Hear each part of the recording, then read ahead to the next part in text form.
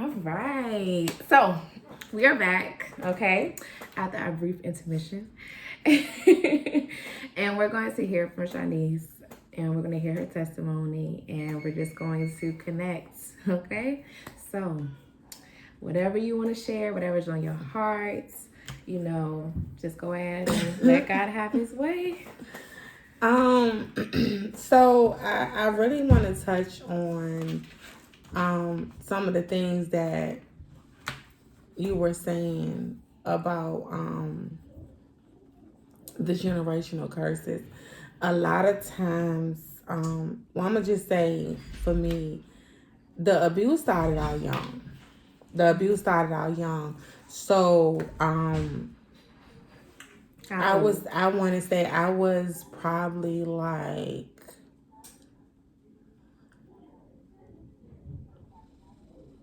12,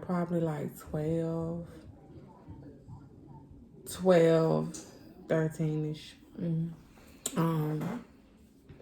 When I started like actually getting abused. But I know what I do notice was every one of the guys, they were in abusive homes where they seen abuse. Of course, I seen some abuse growing up, in my home. And a lot of times it is generational curses. It is things that we have gravitated to, familiar spirits, and we continue to live that out, Yeah. But the cycle has to stop with somebody. The curse has to be broken with somebody. Can I ask a question? For those that I know nowadays, the generation, they know everything. Nothing's hidden. But for those that may have been in the household that may have not seen or know what type of like actions towards maybe the mother, the child, the father, however, like my question is, what did the abuse look like for you to say that was abuse in the household? A lot of times, in the household, it was physical and verbal. Okay. But a lot of times in relationships, some people think that if it's not physical, it's not abuse. Mental, verbal is abuse as well. You know what I'm saying? And in a lot of cases, it starts verbally. Because once you talk to me that way and you start disrespecting me, then it is what's going to come behind that. The word of God says that love is not boastful. Love is not proud. Love does not anger easy. So if these is all these things that's happening, you're not operating in the spirit of love. So that's anger. And God doesn't. He's not. And he naturally gave us the emotion of anger. And the word of God says that we are to be angry, but we're to sin not. Right. So anger is okay. Some people think that anger is not. No. Yes. Ooh. It's okay to be angry, but the word of God says sin not. Right. And so when you go into the abuse, and verbally and mentally abuse somebody, that's where the sin comes in. But for me, it was just young age, and I didn't even know in the relationships why it was happening. We were so young. That is young. Yeah. It could have been just insecurity. If you're looking at another person looking at you, or and then I remember one guy, he had a whole nother girl he was dealing with, and every time I would say something to him about it, he would get mad and punch me, fight me. If I said something to him, as a teenager, I'm getting beat up for I'm getting beat up for you cheating. Right. Where'd I do that at? Every time I said something, he got angry. And I'm just like, this is nothing that I'm making up. This is actually what was happening, what was going on. But that was that pride. That was their pride, and it actually it's something that just followed. It followed. Like, you think you became comfortable with it? I didn't become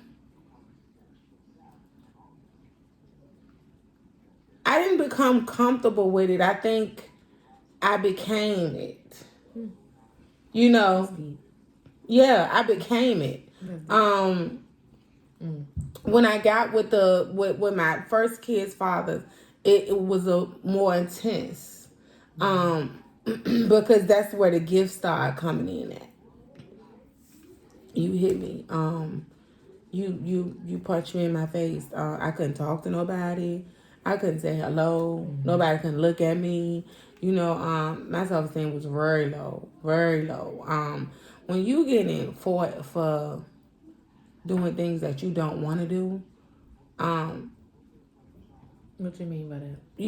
I was going to give you oral sex. I was going to give you. And he fighting. Yeah, and it was in an aggressive way when you took it.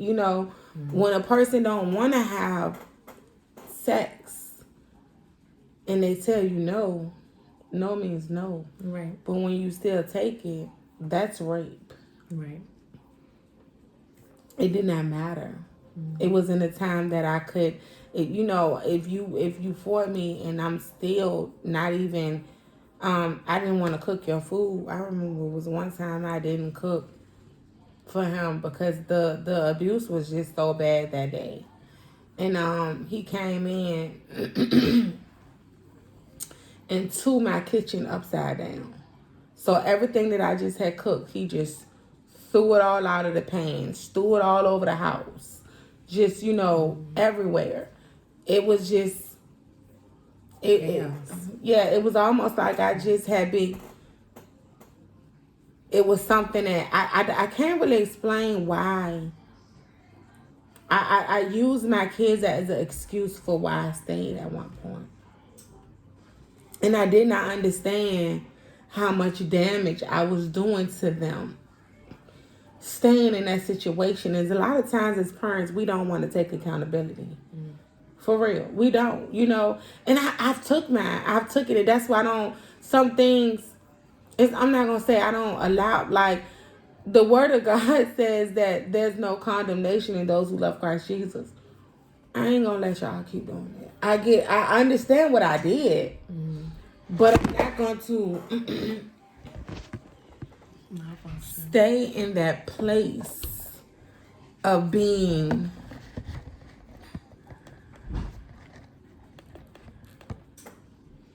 I'm not going to stay in that place of being tormented behind that. Yeah. But I have to understand what I allowed, what was caused and created behind me staying in the atmosphere that I stayed in. Do you mind sharing what age you were at the first? With them? My daughter remembers things, and she was probably about, I want to say, this tall. She still remembers things that happened, like the abuse that happened, the abuse that he did to us. It was one time that he got angry because I didn't know it was going through abuse. It started to trigger off to them. So when he got angry at me, he would take the kids. One day he had my daughter outside the window with a knife to her back, threatening to kill her. And we would just stand around and watch these things because it was like, it was, and it was fear. I think the most reason why I stayed in that particular situation is because I had never seen a person abuse you and stay and wait for the police. That's when you know somebody crazy. I must say, the average person running, right? They gone. When you stay and you waiting for the police, you ain't right. I'm about to say. You ain't right. Like, you gone. Yeah. And not even that, like, could be watching the police. Right. I can see you. Right. And I'm standing there looking at you, and I'm telling them, like, he's still in there. He's still right there. And as soon as the police leave, you right back at it again. So it was fear because I didn't feel like it could be stopped. You know, it was no respect for my mother. It was no respect, you know, for my siblings. It was just no respect. It was just, you know, anywhere I went, I'm coming to find you. It was no respect for, you know, the friends I had in my life. Like, everybody, it was just, you know, always up. Did anybody try to pull you out of it? Like family? I'm gonna tell you why I go so hard now, advocating like I do. Cause at that time, it really wasn't. What I see now and the things that they got in place now, Yeah. I ain't know where to go. I ain't know who you got. All these church people around you. They knew what I was dealing with. I'm sure they did, because with what she said, I had a praying mother, a praying grandmother. I had a praying mother. And she used to confide in those people. So I know people knew what I had been through. Yeah. But did I see a way of escape? Did they? No, it was more of judging. She gone out there, she have kids, she have, you know, it was more of judging than she's in trouble. She in trouble. That's why you gotta have love first. Love covers the multitude. Yeah. Yeah, so when did you figure out? I'll say this. I mean, I don't know if you were you like in the church during that time? Because I was about to word my question. I was always, Okay. one thing that, I mean, I ain't gonna say I was different, but I was always the one who gravitated to church. You know, You were different. yeah, out of my siblings. Me and my siblings like that. Yeah, I was always that one, you know. And I never knew why. I never knew why I love God. It's still keeping you safe. Let me tell you something. I never knew, and it's so funny because I mean, I used to be so deep into worship when I was a kid. Mama used to be like, turn it down, Shanice. He said, I gotta get up in that place. I'm trying to get behind that veil. Oh, God. I didn't know. Oh, God. Slight malfunction. Sorry, we had a slight Disconnection in service. malfunction. Got excited.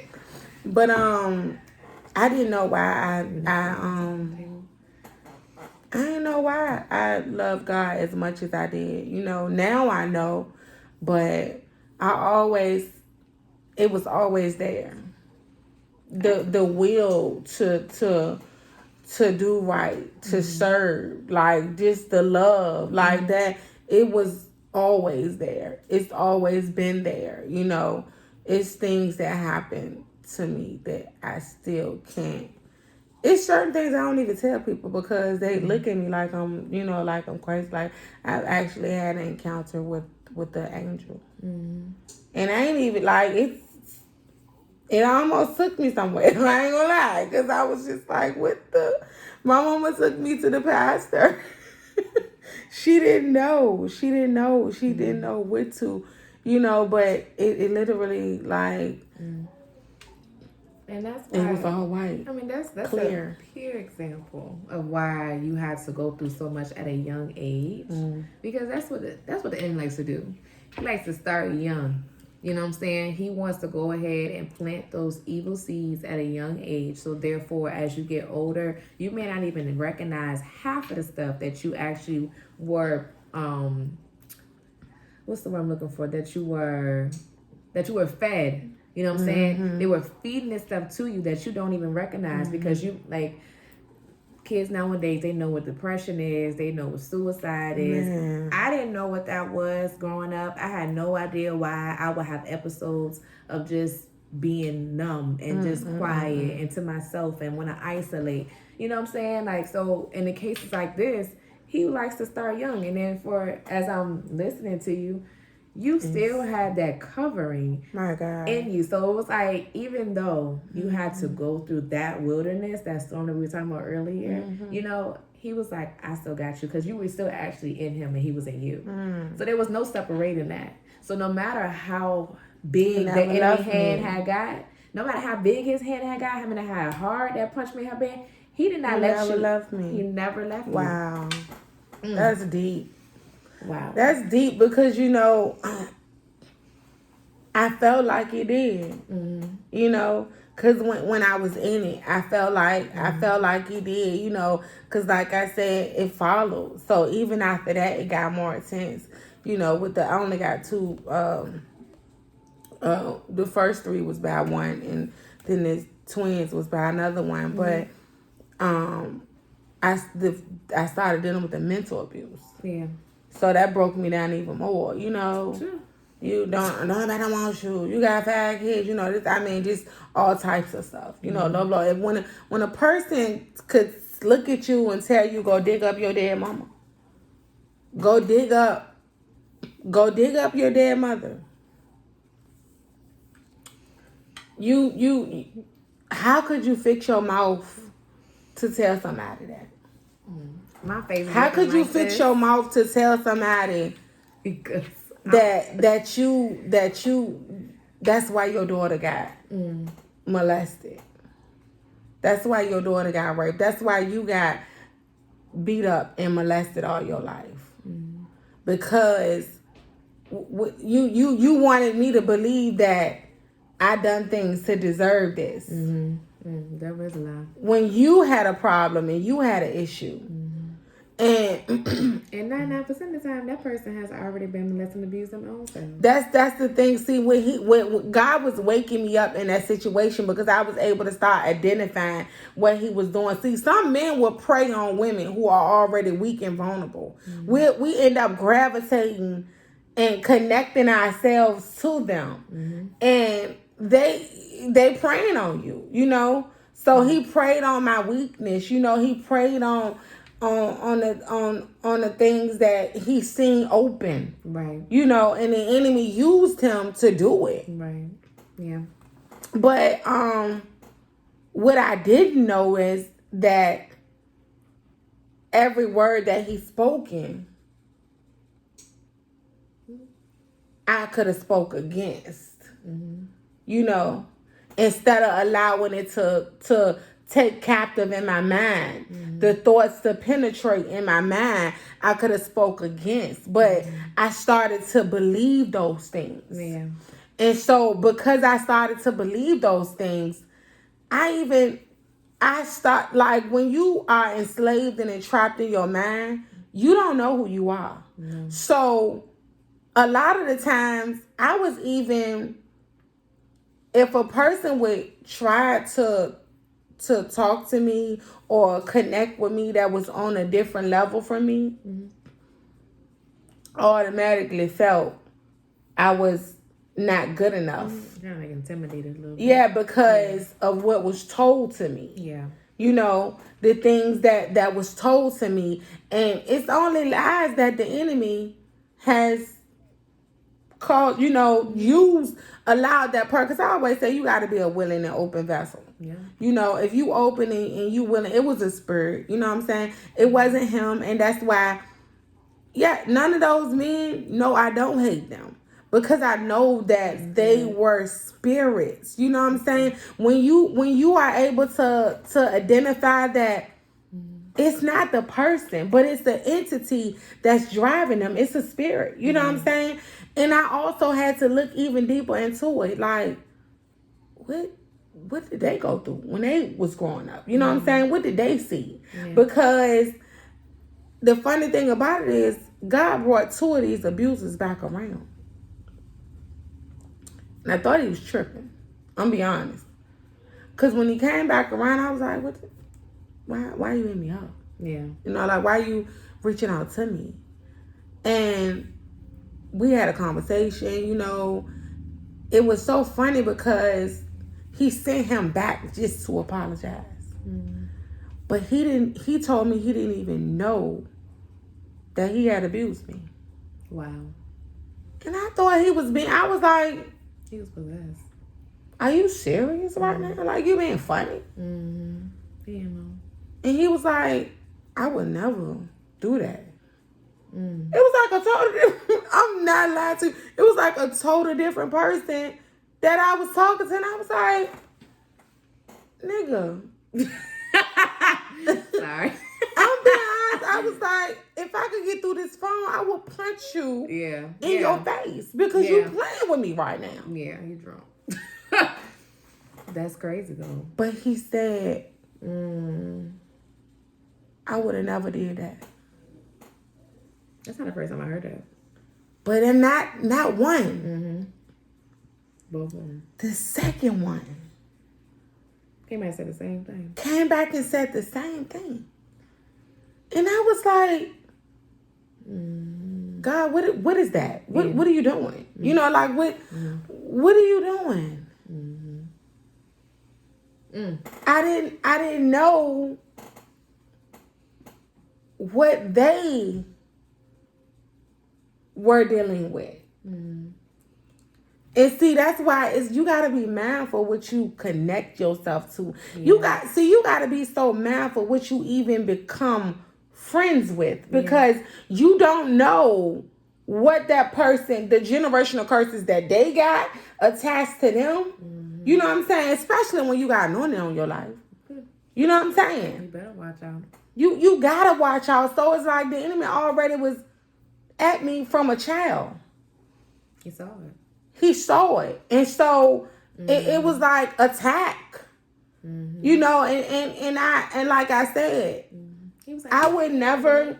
She can't handle this, Lord. Give her to this. She can't do that. She gonna fall. She gonna crumble. Yeah. Boom, boom, here. Yeah, 22, 30. You know what I'm saying? Listen. Keep coming.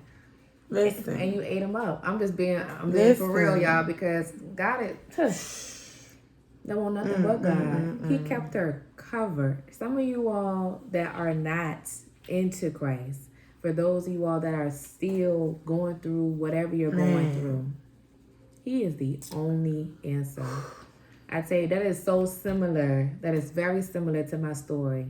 I was in this repetitive state of still reading my Bible and writing down, doing devotional. I didn't have no feeling of wanting to do it, but I just felt compelled to keep doing it. It was because I didn't know hell was about to break loose just a couple months later that, went down the road. You know what I'm saying? That just ricocheted to me. You know, when you get to the tip top and the iceberg just kind of fall apart. Mm-hmm. Oh, everything fell apart.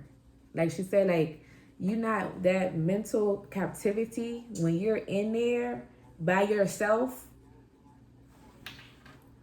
it can really bring you down to a point that you feel like dirt. You don't even know yourself. People don't know who you are. They can't recognize you. Your character is different. The way you move is different. The way you talk is different. Everything is done because the enemy thought that he had you down where you can't get back up. But the beauty about God is that in everything that she says, and I feel like I just feel it, and she's the testament. Obviously, she's still here, okay?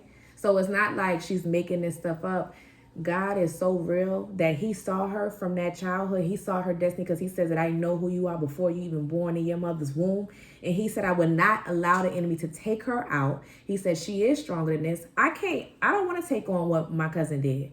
I don't ever want to do that. Listen. I like the shoes that I had. And that's my thing. She was fit for this. I be wondering why we be against each other so much. And I get emotional when it comes to this. Because I don't want to walk in nobody else's shoes. Mm-hmm. If you try to fit my shoe, you wouldn't be able to wear it. No.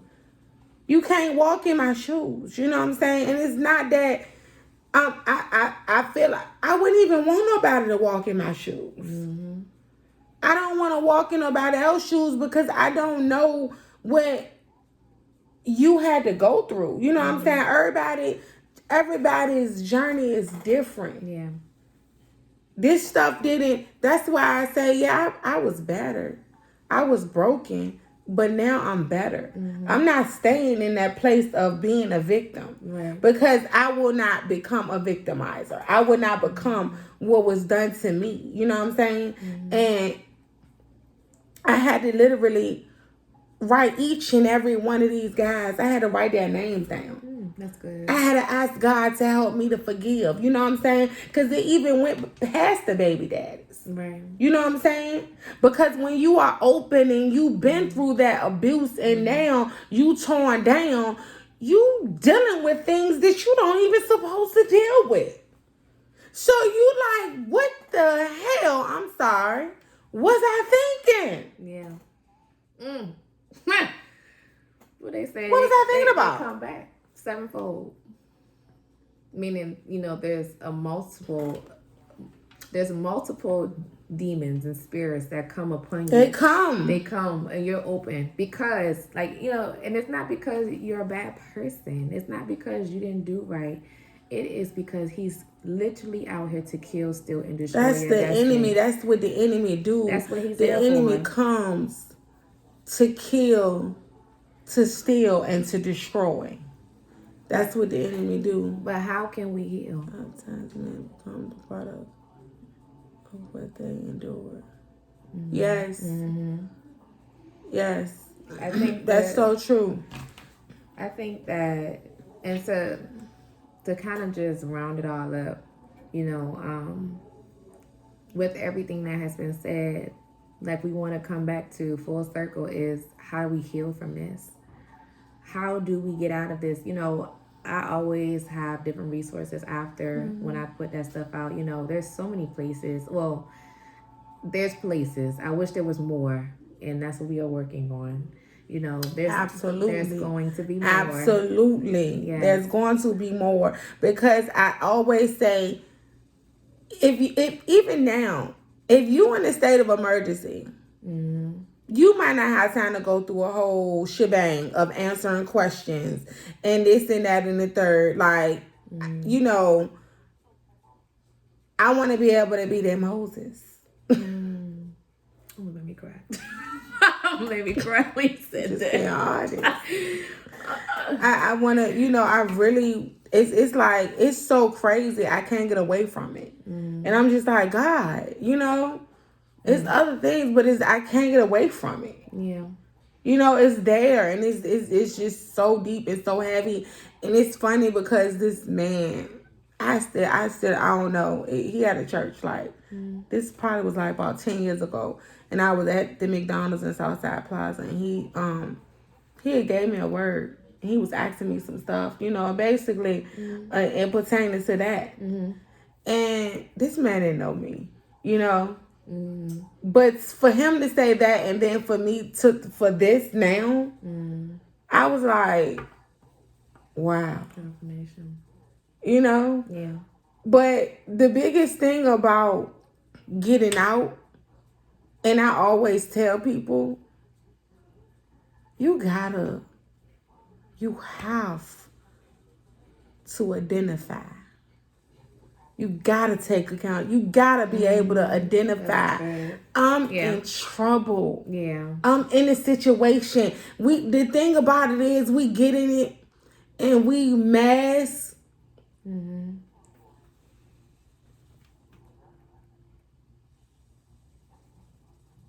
No, I can't see. You ready? He said, I went through so much abuse, mentally, sexually, physically, that after a while, I thought it was right to do it. My God, however, God is real.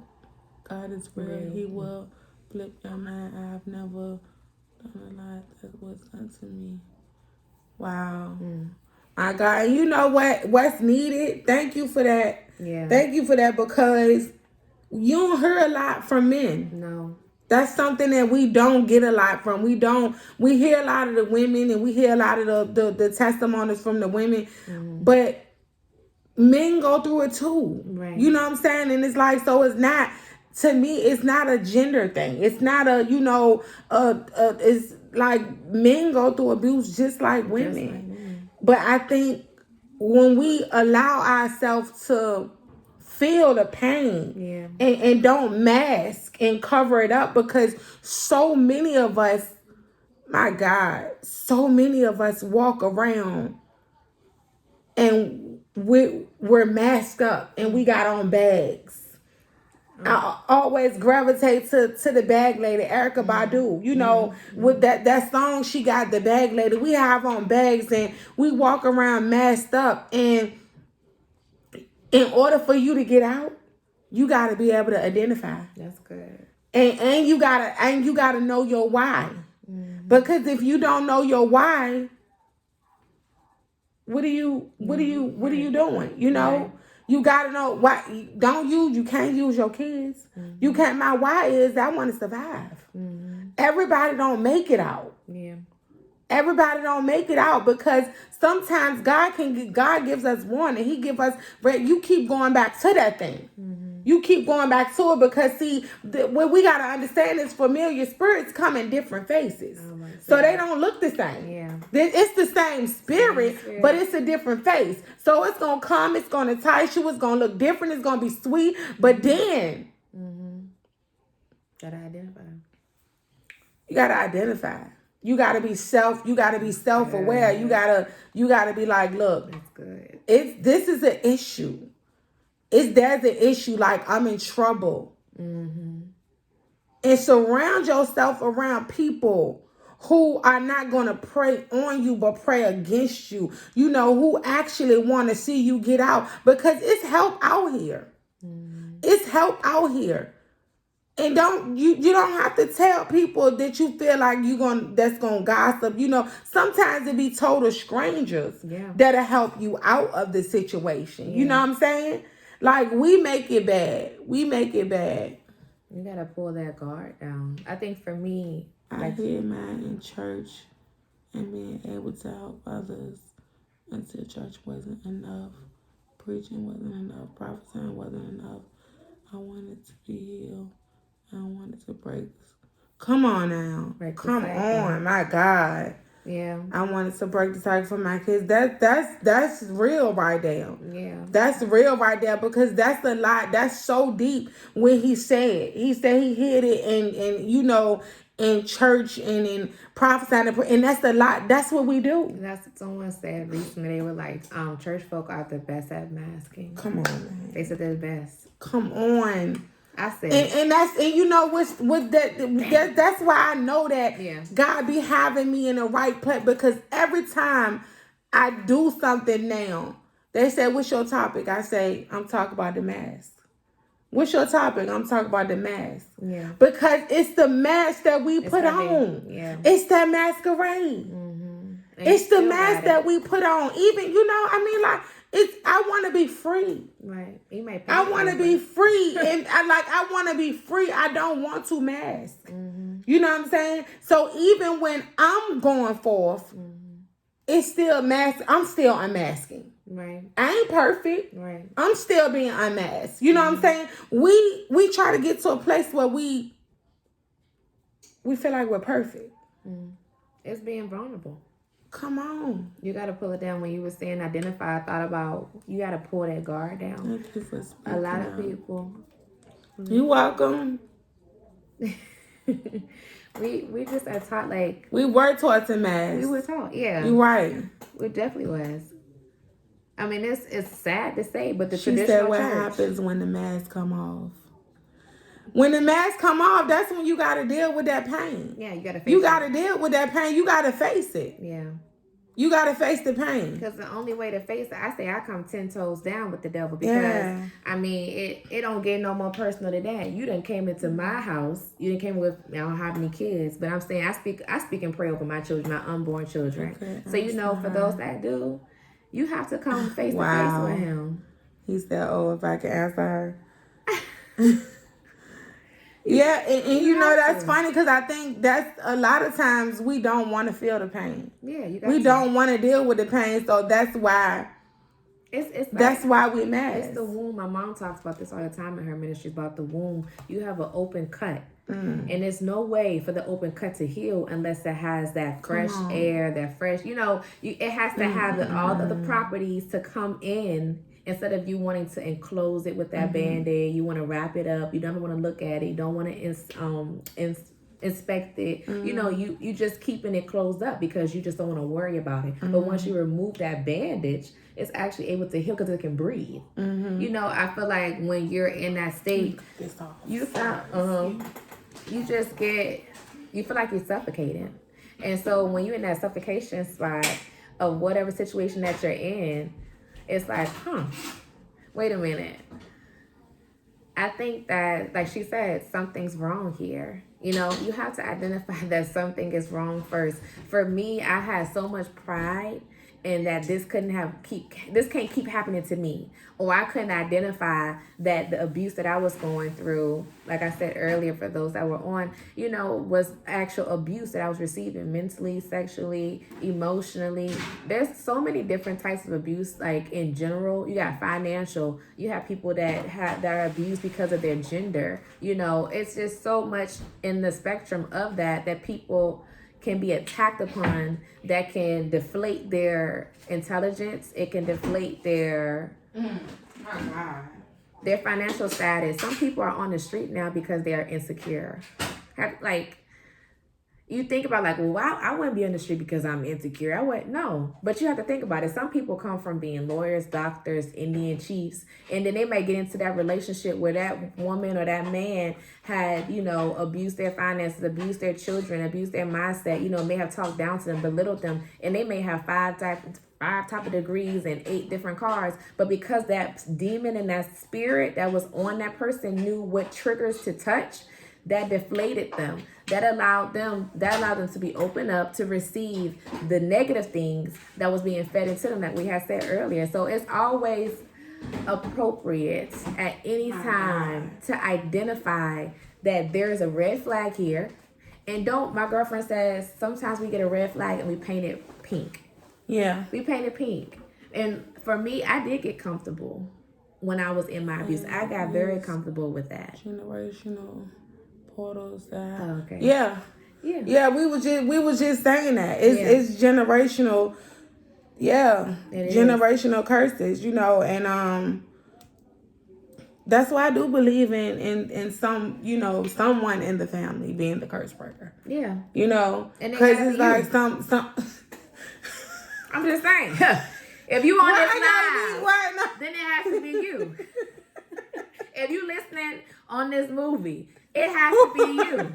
Okay? Because I'm sick and tired of people laying down. We're not laying down no more and let the enemy just walk over top of us. We're going to stand up. We're going to be the warriors that we are, that God set us to be. We're going to walk in our authority. Okay? Y'all hear me? For all y'all that are starting out that babes in the Christ, you need to step up. 10 toes down. I'm telling you, it's time. You need to stop being walked over. Stop being belittled. Stop being talked about. We don't got time for all that no more.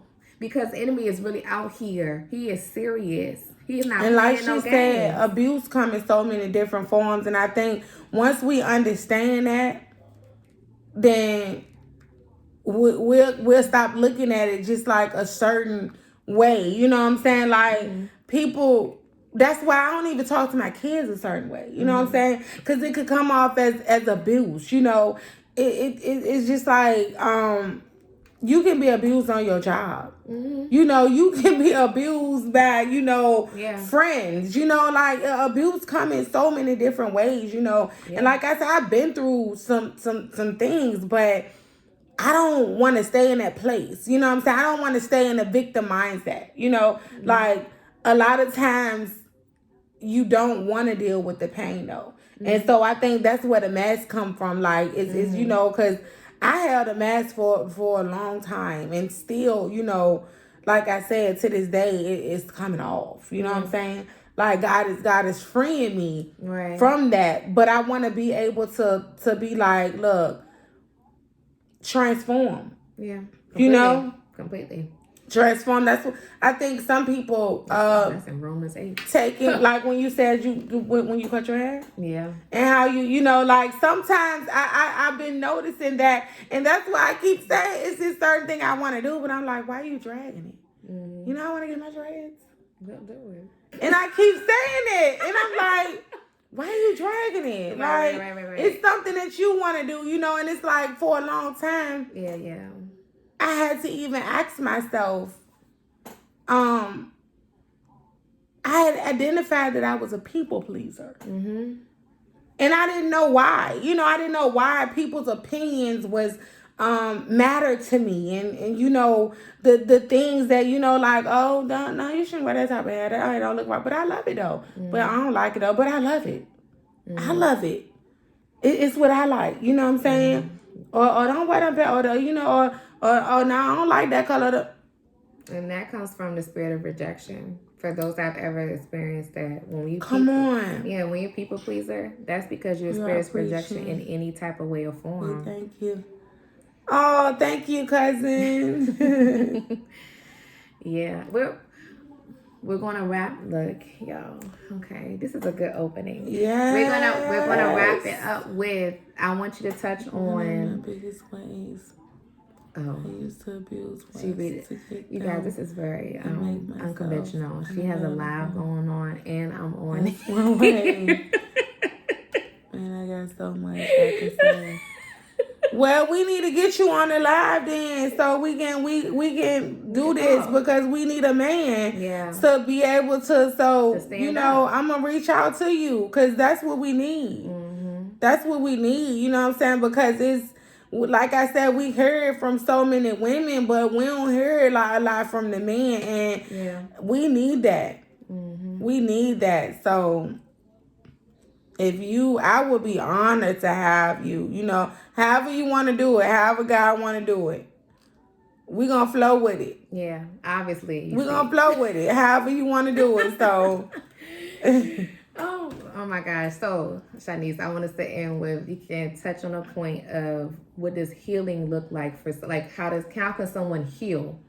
What is the first step, or what is the process that they should take to heal? And then I'll say my outro, you know, about healing, because I do have something small that I want to say. And then we're going to, then afterwards, please enjoy a nice improvisational video from yours truly, from a song chosen by Shanice. And it is Necessary by Fantasia. So, you know, you guys enjoy, but we're going to talk about, in closing, how can I heal? So if you want to I think I would say addressing, taking the mask off and addressing the pain, because a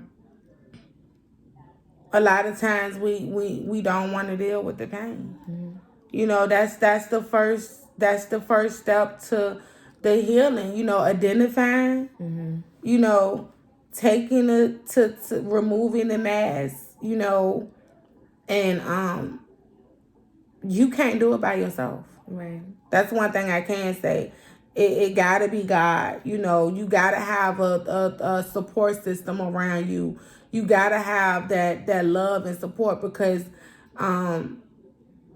you don't know how deep, you know, it, like, I know for me, one time, even dealing with it took me into a place of depression. Mm-hmm. You know, like it can get there, you know, and so, but you want to deal with that stuff. Mm-hmm. You know, you don't want to continue to carry, but you got to get to a place where you identify, mm-hmm. you be self-aware, and you got to say, you know, address the pain. Yeah.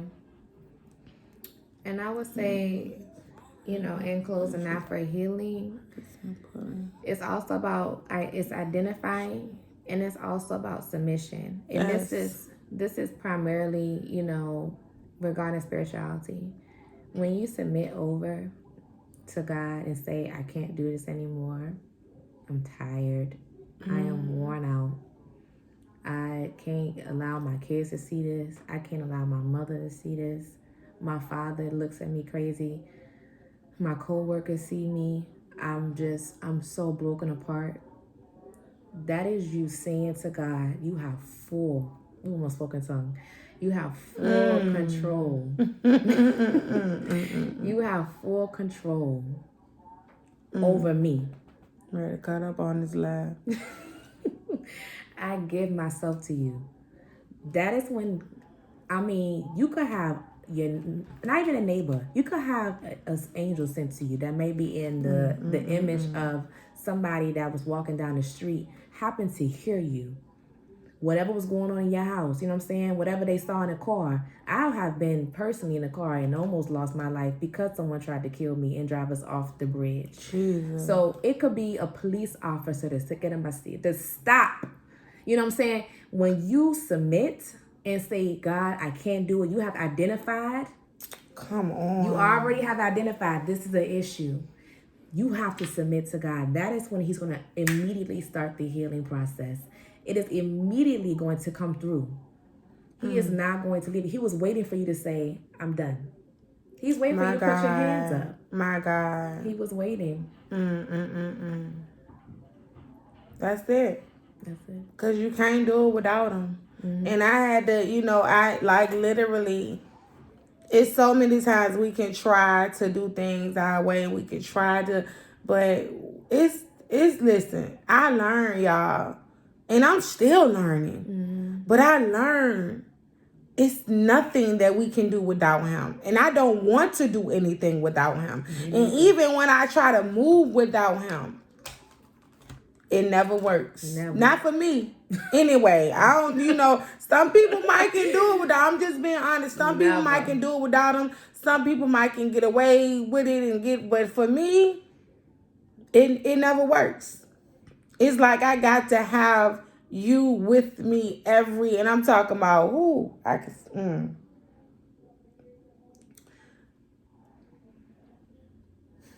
gotta have him. Got to. I just gotta have him. You can't do it without him. And so she was so on point with that. Like you gotta, when you give it to him, that's when he can heal you. He can deal with it. Yes. Thank you. We waiting on you because we need that man. We need a man. So seriously, when you ready, let us know. I just met someone recently who went through that. It was a guy that opened up about it. And that's more. I'm seeing that more and more now. Yeah. More and more now, and it's like we need that because they need to know that they matter too. Yeah. Yeah, absolutely. Men matter too. Absolutely. It's not just us that went through. Absolutely. Absolutely. Come on, the men is the head. If they off tilter, you know what I'm saying? Come on. That's what he attacked first. Yeah. That's why the body lacking so many. But we don't understand because we so judgmental, But yeah, we need our men. We need our kings. Yeah. We need our men. We need y'all. We need our men and that's for real. Yeah. You know what I'm saying? We need y'all. On my end. But yeah. I hope y'all enjoyed this opening interview, testimony, and praise service. This preaching. Okay? I hope y'all definitely took some nuggets from it. Stay tuned for the other testimonies that are coming up. We have two anonymous testimonies coming up, and I have a testimony from myself. So you guys be blessed. We love you. We care for you. If you need anything, you can contact us. God loves you. Keep holding on and don't give up.